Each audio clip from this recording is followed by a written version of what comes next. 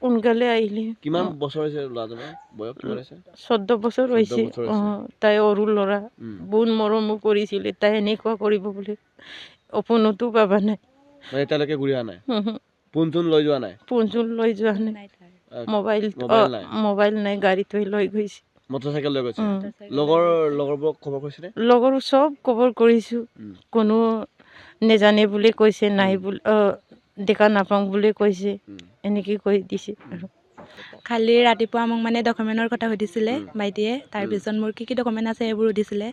তাৰপিছত তাই কৈছে মোৰ আধাৰ কাৰ্ড আছে ন বা তেনেকৈ কৈছে মই তেনেকৈ ক'লোঁ আৰু তোৰ আধাৰ কাৰ্ড আছে আৰু মোকো কৈছে তোৰ 3টাই ডকুমেণ্ট আছে তেনেকৈ তাৰপিছত তেনেকৈ ক'লোঁ মই তাৰপিছত তাই স্কুললৈ যাম বুলি ওলাই গ'ল আৰু তাৰপিছত আকৌ এবাৰ সোমাই আহিলেগৈ ঘৰলৈ তাৰপিছত আকৌ ওলাই গ'লগৈ মই তাক সুধিলোঁ আৰে তোৰ সোমোৱা মই গম নাপালোঁ যে তাই কৈছে তেতিয়া কেনেকৈ গম নাপালি তেনেকৈ কৈছে আৰু তাই তাৰপিছত ওলাই গ'লগৈ আকৌ তাৰপিছত এনে ইয়াত ওচৰে পাজৰে থাকিব পাৰে খবৰ লৈছেনে নাই